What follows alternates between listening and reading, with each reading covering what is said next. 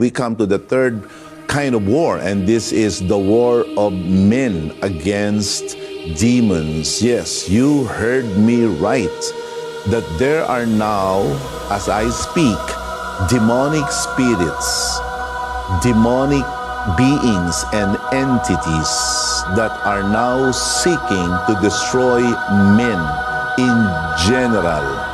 These are angels that are fallen, and these are creatures from Satan's camp that seek nothing but the slavery of men, the destruction of men. At ito ay mga masasamang espiritu, ito yung mga demonyo.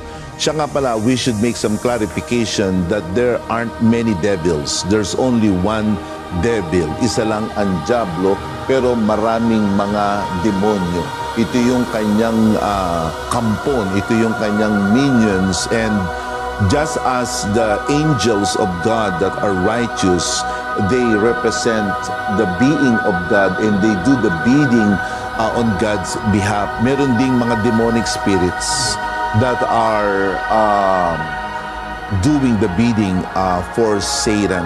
And like what I said, kung papaano yung kanilang amang diablo ay gayon na magdanakaw, mamamatay tao, at sila'y maninira, ganun din ang mga demonyo na ito at masasamang espiritu na ito. Yun ho ang kanilang layunin.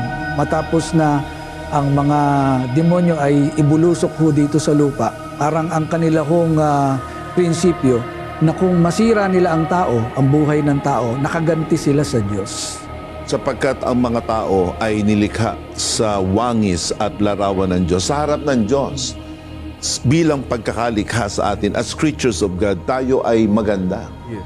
Nasa atin ang wangis ng Diyos, nasa atin ang larawan ng Diyos. We have the Imago Dei, as the medieval saints would like to say. They cannot destroy and defeat God. So what they try to do is to destroy what God loves, and that is us, humans.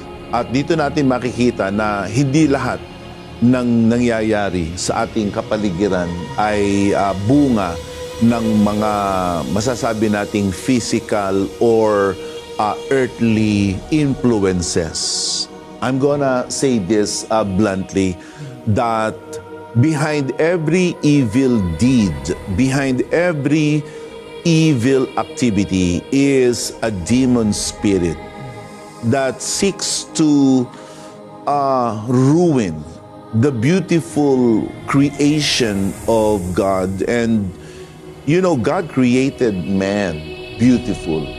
God created man with so much potential. Pero ang gusto nga ng diablo ay sirain tayo. Sa katunayan, kahit sa banal na kasulatan, makikita natin, meron talagang mga tao na inaalipin ng masasamang mga espiritu ng mga demonyo at pinapahirapan ang mga tao. Ngayon, hindi lahat ng may sakit, sinasabi natin, ay mayroong masamang espiritu. Hindi lahat ng may karamdaman, hindi lahat ng may sakit ay nasa ilalim ng masamang espiritu. Pero sa tagpong ito, sa banal na kasulatan, ay mayroong mga tao na ang kanilang pagkakasakit ay bunga ng impluensya ng masamang espiritu.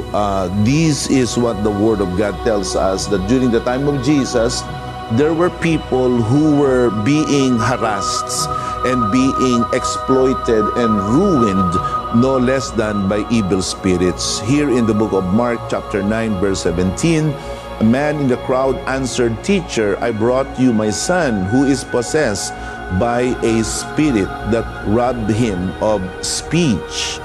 Whenever it seizes him, it throws him to the ground. He foams at the mouth, gnashes at his teeth, and becomes rigid." Very visible ang demonic influence and control sa batang ito. Hindi siya pinagsasalita at siya ay nangingisay at siya ay naglalaway at bumubula ang kanyang bibig at tumitigas ang kanyang buong panga. Subalit sa biyaya ng Diyos, ang batang ito ay napalaya.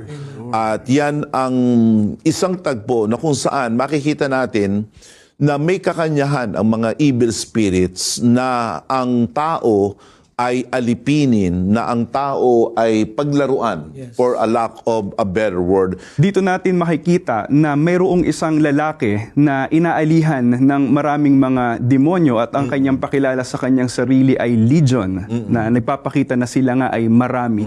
Pero dahil sa otoridad at kapangyarihan ng Panginoong Hesukristo, napalaya ang umaalipin sa taong ito. Yes. Dito natin makikita ang gravity ng demonic influence and oppression on people. Isipin mo, hindi lang isa, hindi lang dalawa, kundi sila'y legion.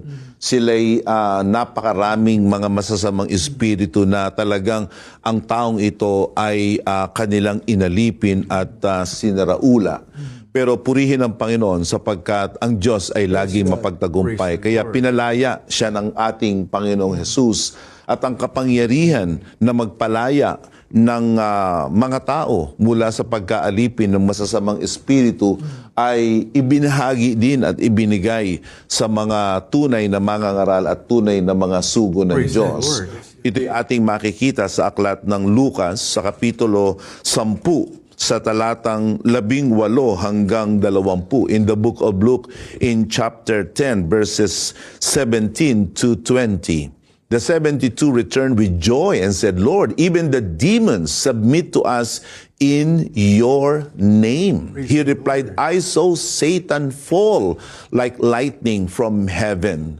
Makikita natin dito na hindi mahirap sa Panginoon na daigin si Satanas at ang mga demonyo sapagkat napag-aralan nga natin kanina sa unang uri ng digmaan, tinalo na, dinaig na at nagapi na ng Diyos ang dyablo at ang kanyang mga kampon. At ang kapangyarihan na yan ay ibinigay sa mga tunay na sugo ng Diyos. Kaya sa ating pagpapatuloy ng pagbasa, ang sabi, I have given you authority to trample on snakes, scorpions, to overcome all the power of the enemy. Nothing will harm you. Do not rejoice that the spirits submit to you, but rejoice that your names are written in heaven. Praise the Lord. Praise God. Kumbaga, makikita natin dito that the main prize of God. the sentence of God, the main source of our joy and happiness and triumph is none other than our names being written Praise God. in the Lamb's Book of Life. But there is a bonus. Kung meron mang mga masasamang espiritu ang mag-attempt na sirain ang buhay ng mga tao, ay ang mga sugo ng Diyos ay may buong kapangyarihan mula sa Diyos at ng langit na ang mga masasamang espiritu ay mapalaya. Purihin ang ating Panginoon. And now,